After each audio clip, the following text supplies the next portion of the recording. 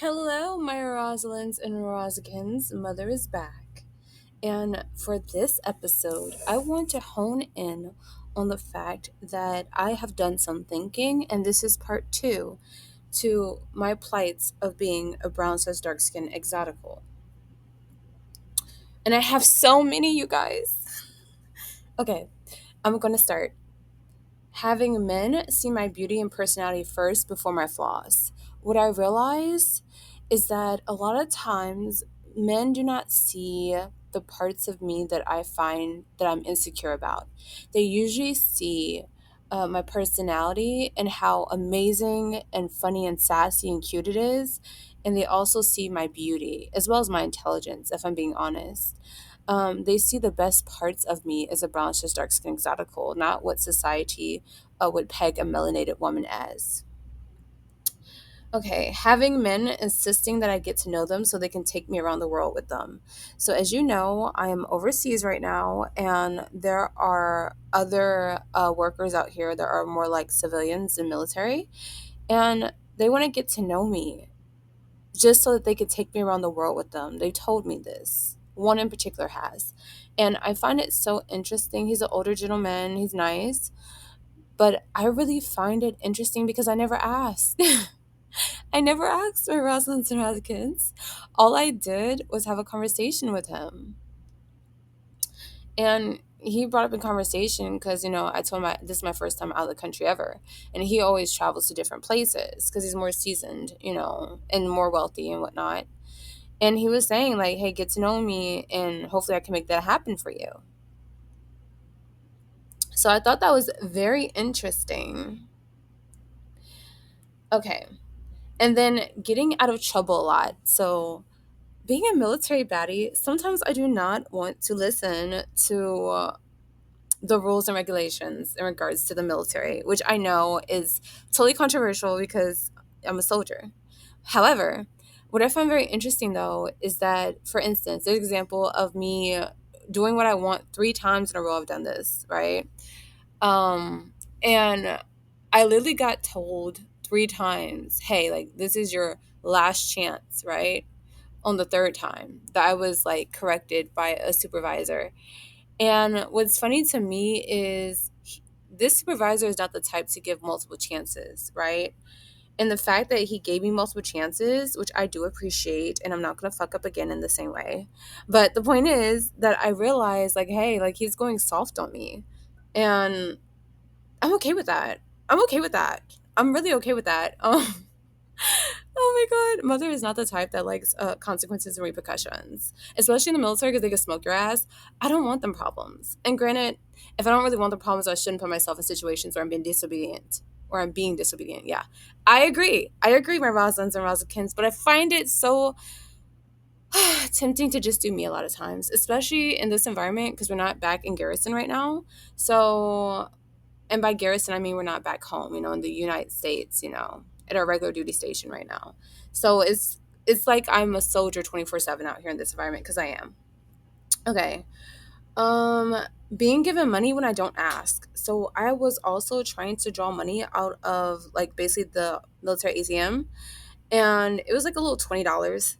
And one of my battle buddies literally just gave me the $20 and was like, here, just take it. Like, you don't need to draw money out of the ATM, just take it. And I was like, really? And they were just like, yeah. And you guessed it, it was a man. Let's see. Having a sexy voice and being told I do all the time. This is another privileged plight that I have, right?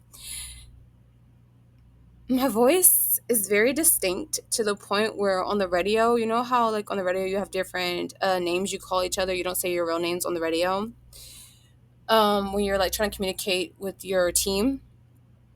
So there was one specific name that someone had named Chupapi. And, I mostly work with men, and it was all men, saying Chupapi in their little masculine tone, so it wasn't seeming provocative. But when I said it, it ended up making the person whose code name was Chupapi change it to something different. Because he was like, it's one thing when the guys say it, but your voice is very feminine, and when you say it, it just sounds like provocative, basically.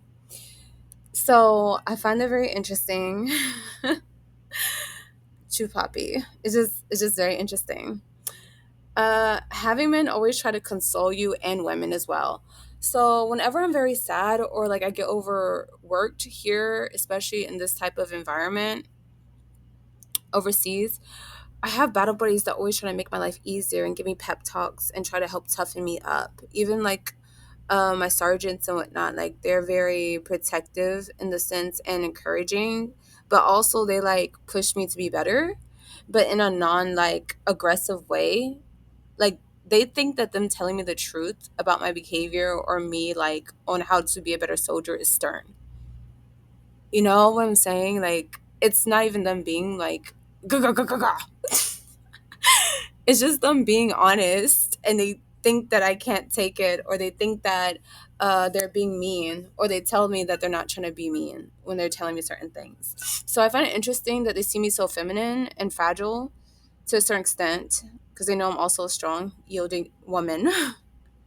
But they see me that way to the point where they want to shield me from like harshness, even if they're correcting me.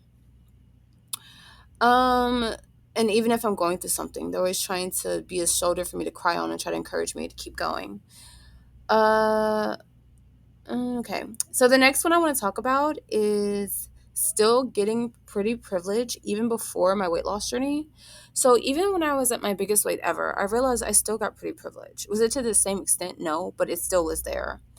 Um, and also on my weight loss journey as I keep, losing the weights, I still am getting pretty privileged and it's just intensifying, right? It's just intensifying. And it has nothing to do with so much of the whole package per se of me. It's just the fact that people find me so attractive. And what I mean by that is like I have my hair covered up, I wear baggy clothes, and people still are trying to holler at me on it. Yeah. Yeah. So I find that so interesting. Let's see. Always having some man provide for me in some way emotional, financial, physical, or spiritual. What I realized too is that as a bronze to dark skin exotical, one of my plights is that some man is always trying to protect me emotionally or give me money financially or physically be there to shield me from possible predators or spiritually try to make sure that I'm okay and that I have a good relationship with God. I realized that when I was thinking deeply about it. Like, why do men always approach me or like, what do they do for me? And these are like the four main things they do for me. They do things for me emotionally, financially, physically, and spiritually. Granted, sometimes it's inconsistently, but they still do it in their own way because, people are different, every man's different, but they show these different sides to me. And I do appreciate those moments. Men support you career wise. They don't see my career as a threat, but an asset. So what I realized too is a brown to dark skin alcohol. They don't think that I'm this independent black woman. You know what I'm saying? They know I'm independent and they know that I'm a black woman. I'm a brown to dark skin exotical. I'm an ambiguous black woman. Exotic black woman. Okay, cool.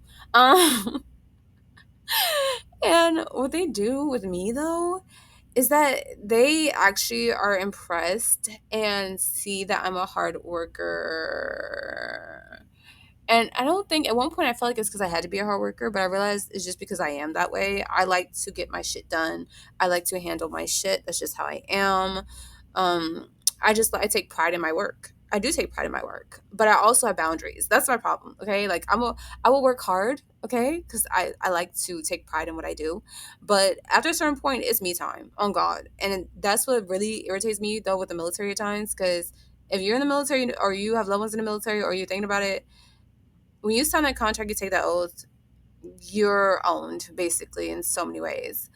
Um, there are a lot of privileges though that come with being military in itself, and maybe I should go into benefits of being a military baddie. And I think I will.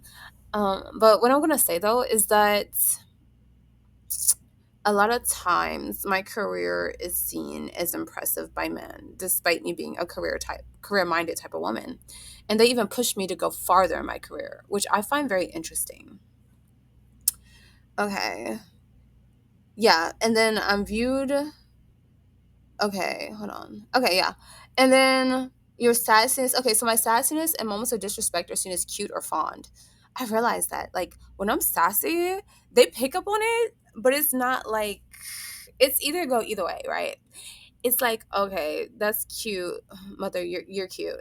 Or it's like, hey, like don't ever talk to me like that again. But I never like go crazy sassy or disrespectful. I just throw shade in a sassy, cute way, in a fabulous way, you know? And so I find it so interesting because my personality is something else. I have a smart ass mouth. Oh God, I really do. And I hold back because I'm in a professional environment. But I talk my shit in my sassy, cute ass way. Period.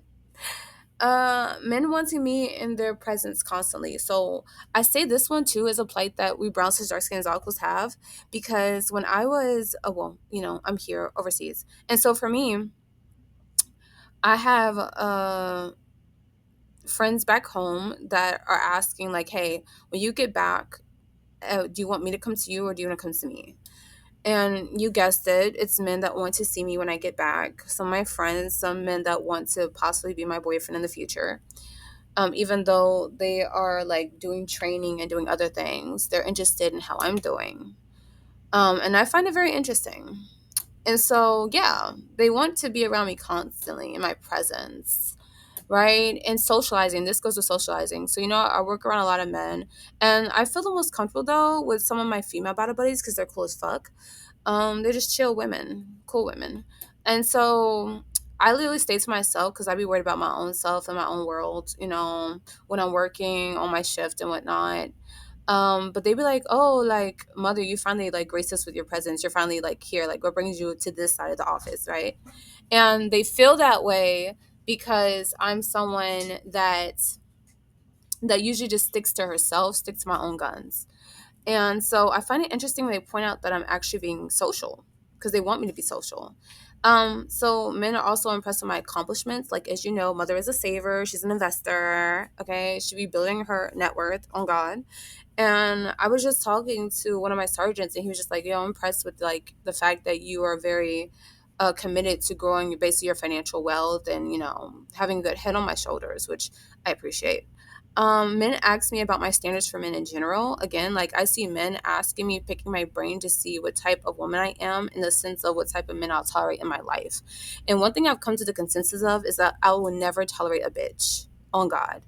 I need a man, a man's man. I don't need someone who don't want to work but want to eat. I don't need someone who's crying and moaning about life as a man. I want him to take pride in his manhood, just like I take pride in my womanhood.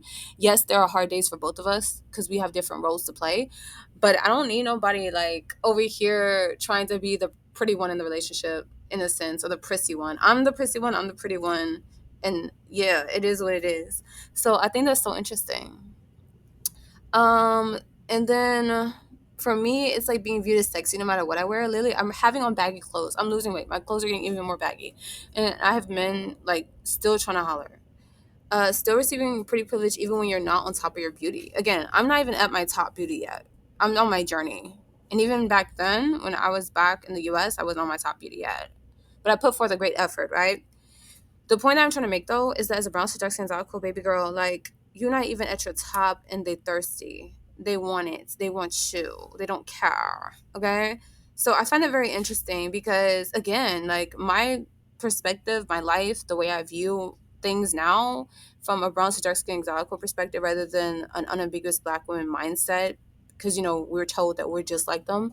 There is literally a distinct difference, and being seen as very feminine in the military. I find it so interesting. Like, I'm just so feminine. I just love it. I just love it. Even when I'm getting upset and get an attitude and I'm complaining, bitching, and moaning, like, it's still like, how little chihuahuas be barking with all their might? Men still see me that way. They see me as a fucking chihuahua, even when I'm going off. Like, they see me as a fucking chihuahua.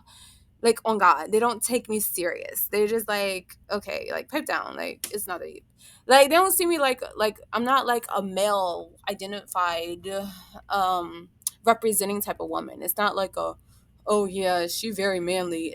She is so feminine, too feminine at times, like type of energy. Oh my god. Oh my god, I love it. I love it. I love it.